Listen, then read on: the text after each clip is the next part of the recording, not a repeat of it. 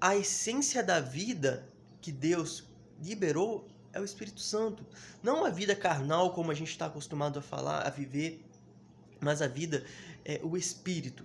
Nós somos seres em carne e em espírito. E quando você começa a dar legalidade pro pecado, o seu espírito automaticamente vai morrendo.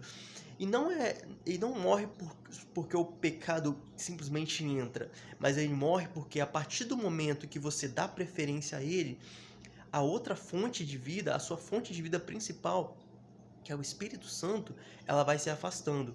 Então todos nós temos dentro de nós o Espírito Santo. Quando Deus, ele sopra a vida, simplesmente ele soprou fôlego de vida através do Espírito Santo em nós. Então quando Eva, ela comete o primeiro pecado dela, automaticamente o Espírito Santo ele se afasta dela.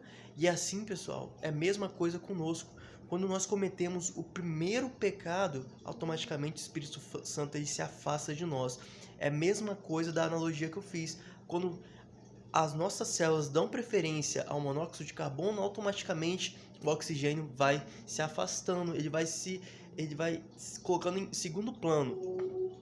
E aí há a morte. Então, quando uma pessoa tem, por acaso, uma crise de intoxicação, como por exemplo com monóxido de carbono, a primeira coisa que tem que se fazer, pessoal, para salvar essa pessoa, e o tempo é crucial, é afastar ela daquela fonte de intoxicação.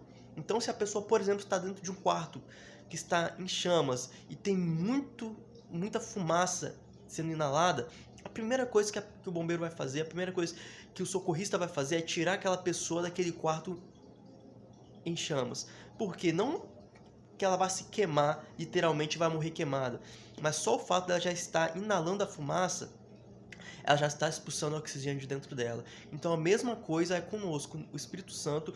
Quando nós estamos imersos em pecado, a primeira coisa é sair do pecado, é se afastar dele. Quando você faz isso, automaticamente o Espírito Santo ele começa a ter legalidade e espaço para voltar para dentro de você. Seu espírito começa novamente a ser atraído pelo Espírito Santo. E depois, basta fazer isso e tudo se resolve? Não. O processo da libertação ele é um pouco mais profundo. Aí é nessa etapa que a gente vai se aprofundar.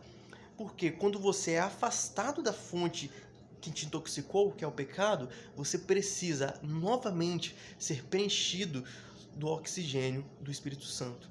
Então, essa bomba de oxigênio é o que vai te ajudar a alcançar de fato a libertação.